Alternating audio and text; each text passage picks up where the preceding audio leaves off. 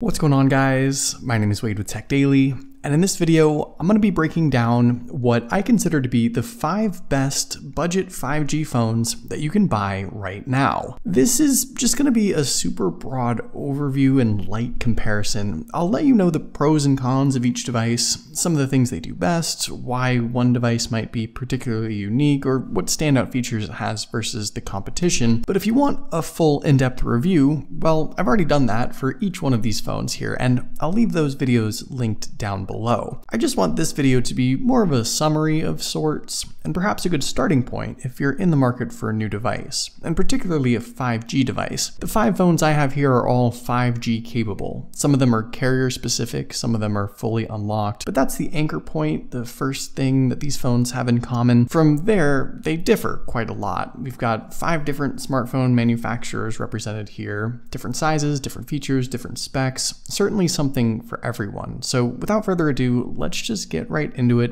and I'll let you know what I think about each one of these phones. To kick things off, we're actually going to start with the cheapest 5G phone currently available. It's T-Mobile's Revvl V Plus 5G. Now obviously this is a T-Mobile specific carrier phone. It's also compatible with their prepaid network Metro, and you can snag this thing right now for just under $200. At that price, you get one of the biggest phones that you can buy just in general. This is a 6.82-inch device, so if you like big screens, I think you're really gonna enjoy watching your content on this. I also personally like the design. It's thick, it's beefy, it's squared off and flat. It feels good in the hand, kind of like you have a brick of a phone. And I think what surprised me most actually with this device is the software experience. Rather than some clunky, bloated Android skin with a million pre-installed carrier apps, T-Mobile just shipped this phone with basically stock Android and the bare bones Google experience. And that makes this phone feel fast and fluid for what it is. The specs aren't too crazy. It has a MediaTek Dimensity 700 5G inside and just 4 gigs of RAM, but it's capable enough. And like I said, the general user experience was a pleasant surprise. The icing on the cake is a pretty big battery, 5,000 milliamps inside. So this phone is in it for the long haul during your day-to-day activities. If you haven't heard of T-Mobile's Revvl brand, you're probably not alone. This is only the 3rd or 4th one of these phones to come out, but this is definitely the best one yet. And for T-Mobile customers or potential T-Mobile switchers, this is a really nice 5G option for cheap. From the biggest phone, we're now going to jump down to one of the smallest. This is the OnePlus Nord N200 5G. Now it's also available from T-Mobile and Metro, but you can get it unlocked as well to potentially work on whatever carrier you might be on. It's about $240 unlocked, closer to $215 from a carrier, and at just shy of 6.5 inches, this is one of the smaller devices you can get. Just for comparison's sake, here it is side by side with the Revvl, just 2 very different form factors of course, and in the hand, the Nord is obviously a lot more compact and comfortable, which is something I really like. It's also one of the better looking phones in the lineup, I'd say, from both the front and back. It's got a modern design, hole punch camera cutout, slim bezels all around. You get this really nice metallic blue rear cover as well. And with this phone, you have 2 things in particular that really stand out. The first is its 90 Hz display. That makes this phone feel fast and fluid. It's a great user experience with every touch, and it's kind of a higher end feature, honestly. It's a great add-on at this price point. And the other thing this phone has going for it is its software experience. You get a relatively stock Android feel with Oxygen OS on top, and that makes this phone fast and well optimized. I think it's something OnePlus users in particular still really love. This phone also has a big 5,000 milliamp battery inside, and in my experience, it delivers solid use each day. The thing that holds this phone back a bit is the internal specs. The Snapdragon 480 5G processor and 4 gigs of RAM inside aren't really up to par as far as what OnePlus users might expect, and pushing this phone a bit harder yields some blips and jitters that might leave you wanting something better, but I still think this phone is a great budget 5G option, and the couple of things it does well that I mentioned earlier are certainly enough. enough to consider it.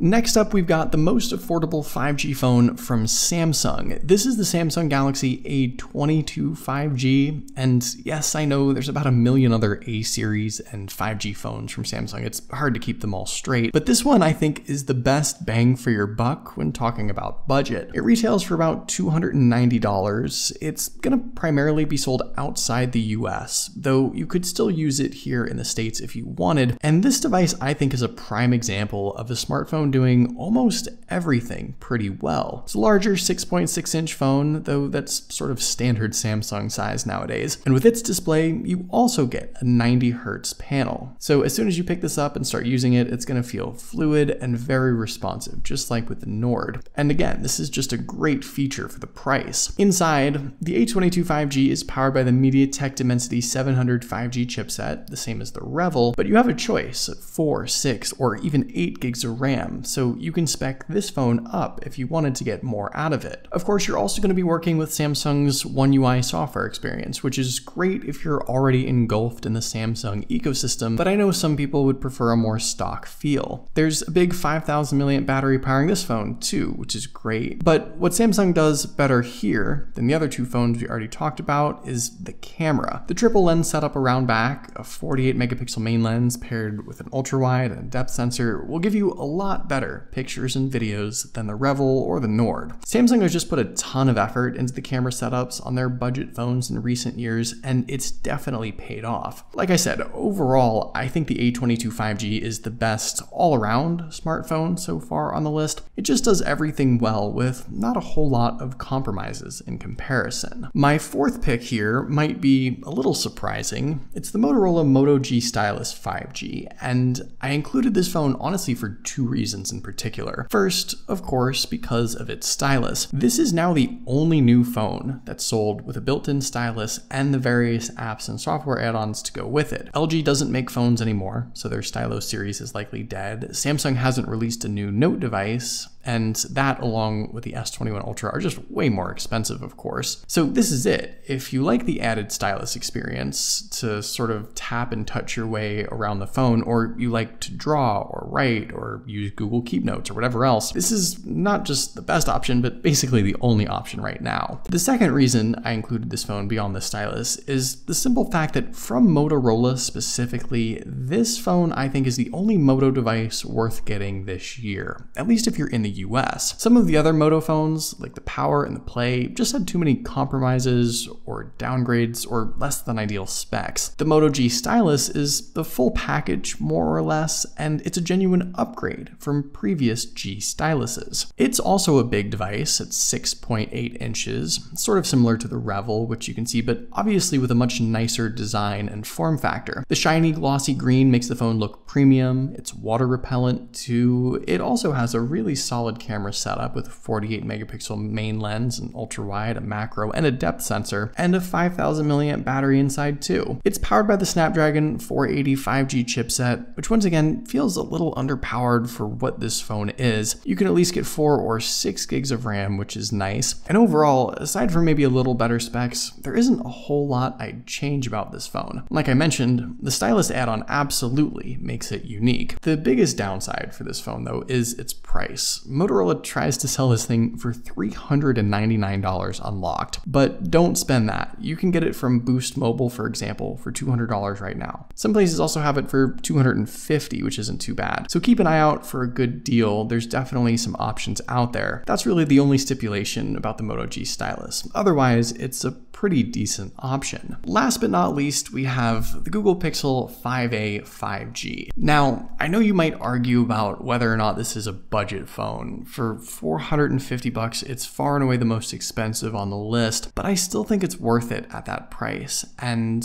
while I wanted to include 2021 smartphones on the list, I think you could also throw up like the 4a 5G from last year as a cheaper alternative too, for all the same reasons I'm about to mention. Size-wise, this is another really small small, compact smartphone, 6.34 inches. So in the hand, it's very comfortable and you can reach every corner of the screen with ease. Speaking of the screen, this is the only phone on the list with an OLED display. It's bold, it's bright, it's colorful. It may not be the biggest, but I think it's the most eye-catching and nicest looking display so far on the list. Build-wise, no cheap materials here, aluminum back and frame, IP67 water and dust resistance. It's certainly more premium than most, and you feel that in the hand. But there's two aspects to the Pixel 5a 5G that make it particularly compelling, and I think you can probably guess what they are. The first is the software experience. This is Google's own phone after all, so you get the best Android experience catered specifically for this device. And on top of that, you're first with the software updates, and you get guaranteed software support for years to come. The Android experience here is the best of the best. And second, of course, the camera. Google's Pixel 5a 5G is absolutely the best in its price range when it comes to picture capabilities. And in fact, it still rivals the $1,000 flagships in my opinion. If pictures are your thing, I don't think there's a better option under, say, $700 than the 5a 5G, which is why I think for $450, this is a great option. Google has pretty much been committed to their more affordable A series these last couple of years,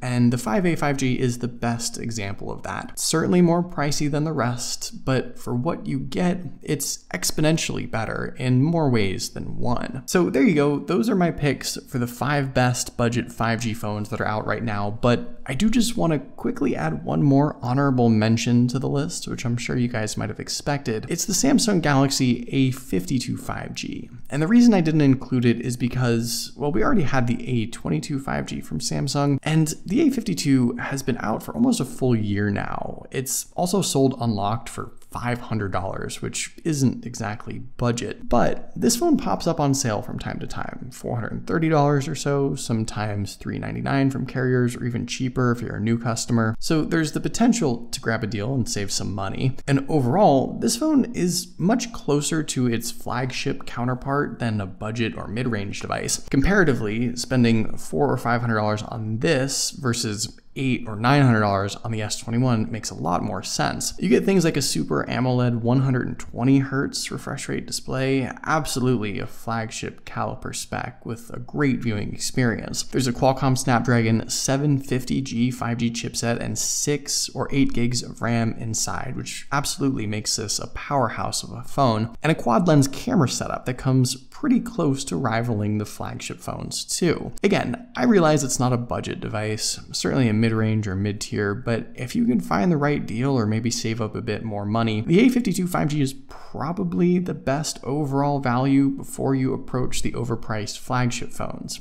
even after almost a year of being out now. But what do you guys think? Which affordable 5G phone would you prefer? Let me know in the comments down below. I'd love to know your thoughts, of course. Hopefully you guys did enjoy this video though. Be sure to follow Tech Daily on Twitter and subscribe to the Tech Daily YouTube channel if you haven't already, and I'll see you guys later.